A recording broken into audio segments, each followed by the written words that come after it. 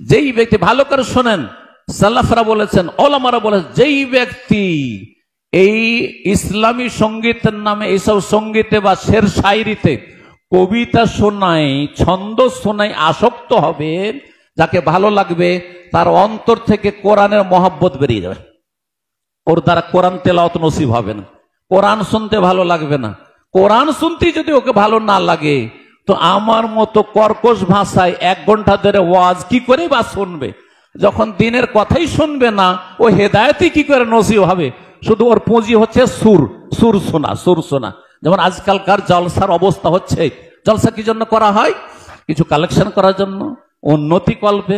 জলসা কিসের জন্য করা হয়? বছরে একটু বিনোদন লাগবে, একটু মেলা ঠেলা লাগবে, যাবো বউ বেটি নিয়ে যাব, একটু ধুমধাম করে আসবো। জলসা কি জন্য করা হয়? এই জন্য করা হয় যে সেখানে কিছু সুরসার শুনবো। খুব ভালো লেগেছে, একজন এসেছিল না, এত সুন্দর ওয়াজ করেছে না, কি বললো যে সেটা বুঝিনি, কিন্তু সুরটা খুব সুন্দর, সুরটা খুবই সুন্দর।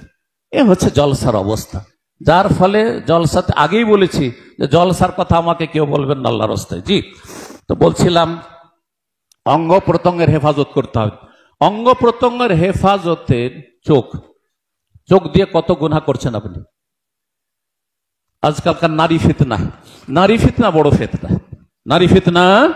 বড় ফিতনা, প্রাচীন যুগের বনি ইসরায়েলদের জামানার ফিতনা। আর এই উম্মতের ফিতনা, তিরমিজির হাদিসের যে পয়সার ফিতনা থেকে, নারী ফিতনা থেকে যেই ব্যক্তি বেঁচে থাকতে পারবে, সে আজকাল জামানায় সফল। সোশ্যাল মিডিয়ার জামানায়, ফেসবুকের জামানায়, ইউটিউবের জামানায় আপনাকে নারী ফিতনা থেকে বাঁচতে হবে, পয়সার ফিতনা থেকে বাঁচতে হবে। আল্লাহ যেন তৌফিক দান করেন। এই চোখ, রাস্তাঘাটে যেখানে যাবেন শুধু মহিলা আর মহিলা, বেহায়া মহিলা, বেপর্দা মহিলা, মাথা খুলে চুল খুলে, একটা ওড়না পর্যন্ত নেই, টাইট কাপড় পরে আছে, আকর্ষণীয় লেবাস পোশাক পরে আসছে, আর যেন ফিতনায় লিপ্ত করার চেষ্টা করছে। আল্লাহ কি হুকুম করেছেন? ইয়াগুযু মিন আবসারিহিম, চোখটা নিচে করো, মাথা নিচে করো। শুধু মহিলারা মাথা নিচে করবে না, দুই দিক থেকে উভয় পক্ষ মাথা নিচে করতে হবে। ওই তাকাইতে থাকলাম, ও খুইলে আছে তো আমি করব কি, ও বেহায়া চলছে তো আমি করব কি? এটা বৈধতার কোনো কারণ নয় যে আপনার জন্য সেটা দেখা হালাল হয়ে গেল। এমনকি অমুসলিম মেয়েদের দিকে তাকানো ওই রকমই হারাম। ভালো করে মনে রাখেন, এটা কখনো মনে করবেন না যে অমুসলিম মহিলা যেহেতু শরীর খোলা চলাফেরা করছে সেজন্য দেখা জায়েজ হয়ে যাবে, কখনো জায়েজ হবে না। আল্লাহ যেন সংশোধনের তৌফিক দান করেন। আর তারপরে 8টি আশা করি হয়ে গেছে। 9 নম্বর যে বিষয়টি বলবো সেটা হচ্ছে, অনেকগুলি পয়েন্ট আছে আমার কাছে, কিন্তু 9 নম্বর হয়ে গেছে। 10 নম্বর যেটি বলবো সেটা হচ্ছে দেশের আমানত রক্ষা করতে হবে। কি করতে হবে? দেশ হচ্ছে আমানত। আমরা ভারতের মানুষ, সুতরাং ভারতবর্ষ হচ্ছে আমাদের একটি কি, যখন জন্মভূমি, মাতৃভূমি, এটি আমাদের দেশ। সুতরাং এই দেশ আমাদের প্রত্যেক নাগরিকের আমানত। সুতরাং এই দেশের কোনোভাবে ক্ষতি হোক, অর্থ সম্পদের ক্ষতি হোক আর নিরাপত্তার ক্ষতি হোক, যে কোনো ধরনের ক্ষতি হোক না কেন, এমন কাজ থেকে অনেক দূরে থাকতে হবে। এই শিক্ষা ইসলাম দিয়েছে।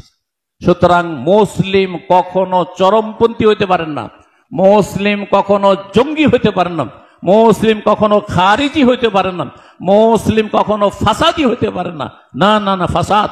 আপনি এখানে যদি এমন কোন কথা বলেন, যেই কথা বললে সেখানে ফাসাদ হইতে পারে, তাহলে সেখানে যদি আপনি অপকর্মে লিপ্ত হয়ে যান, নাশকতামূলক কাজে লিপ্ত হয়ে যান, বা যারা নাশকতামূলক কাজ করছে, যারা দেশকে ধ্বংস করার চেষ্টা করছে, দেশের নিরাপত্তাকে শেষ করে দেওয়ার চেষ্টা করছে, তাদের পাশে যদি দাঁড়ান, তাদেরকে যদি সাপোর্ট করেন, তাদের সাথে যদি আপনার যোগসাজ থাকে, তাদের সাথে যদি আপনার চলাফেরা থাকে, লেনদেন থাকে, তার মানে আপনি দেশের বড় খেয়ানত করছেন, আপনি গাদ্দারি করছেন।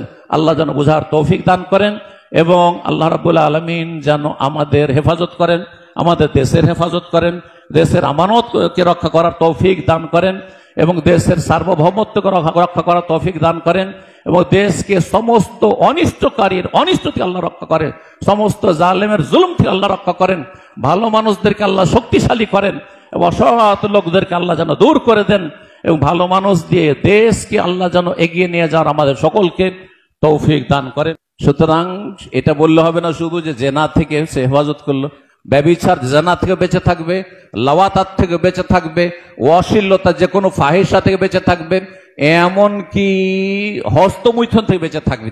কারণ যুবক ছেলেরা যেহেতু লেখাপড়া করছে মাদ্রাসায়, অনেকে এই যৌবনের তাড়নায় আর যৌন ক্ষুধার তাড়নায় নিজেকে কন্ট্রোলে রাখতে পারে না, আর বদ অভ্যাস হয়ে গেছেন, যার ফলে সে অভ্যাসের গোলাম হয়ে নিজের নফসের গোলামি করা শুরু করেছে।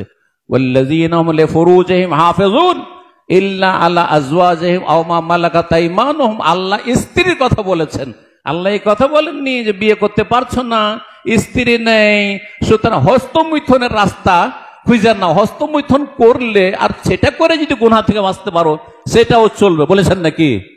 বরং নবী সাল্লাল্লাহু আলাইহি ওয়াসাল্লাম কি বলেছেন? হয় পারলে বিয়ে করো, আর না পারলে কি করো? না পারলে ওয়ামাল্লাম ইয়াস্তাতি ফালাইহি বিসওম, সিয়াম পালন করো, সোমবারে রোজা রাখো, বৃহস্পতিবার রোজা রাখো, মাসে 3টা করে রোজা রাখো।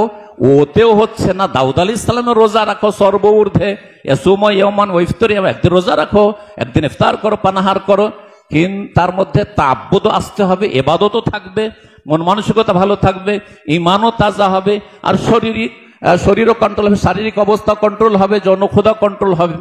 আল্লাহ যেন তৌফিক দান করেন। হালাল পথ রয়েছে, বিকল্প পথ রয়েছে, হারাম পথ কখনো অবলম্বন করবেন না, অনেক বিকল্প পথ রয়েছে। আল্লাহ রাব্বুল বিয়ের বিকল্প রেখেছেন রোজা। কথা না বাড়িয়ে শেষ করতে যাচ্ছি। আল্লাহ যেন হেফাজতের তৌফিক দান করেন, সবকিছু জবানের হেফাজত এবং আল্লাহ রাব্বুল আলামিন মান ইজ্জতের হেফাজত, ইজ্জত আবরুর হেফাজত আল্লাহ যেন তৌফিক দান করেন। আলোচনা 7টি হয়ে গেছে। 8 নম্বর যেটি বলবো সেটি হচ্ছে প্রতিটি অঙ্গ প্রত্যঙ্গের হেফাজত করবেন। ওর মধ্যে চোখ আর কান। অনেকে কান দিয়ে গান শুনছেন, কোরআন হাদিসের কথা শুনেন না। অনেক ভাইয়েরা, অনেক ছাত্ররা, অনেক শিক্ষক ও কি শুনবে? আনাসিদ শুনবে। আনাসিদ বুঝেন তো? সঙ্গীত শুনবে, ইসলামী সঙ্গীত, ইসলামী জাগরণ, এগুলো শুনবে। যেই ব্যক্তি শুধু গজল শোনে, নাচ শোনে, এই শোনে, সেই শোনে, জাগরণী শোনে, সঙ্গীত শোনে, বলে ইসলামী গান শোনে। এক লোককে একবার দেখছি, অনেক আগের কথা বলছি, দাওয়াতের ময়দানে, সে কিছু শুনছে এরকম। তো আমি বললাম, কি শুনছেন আপনি? কি শুনছেন? সে কানে লাগিয়ে শুনছে। তো বলছে, আমি ইসলামী সঙ্গীত, ইসলামী গান শুনছি। কার শুনছেন? বলছে যে এই পাকিস্তানের এক মহিলা ছিল, উম্মে হাবিবার গান শুনছি। বুঝো, আউযু বিল্লাহ, আউযু বিল্লাহ। কথা বোঝা গেছে?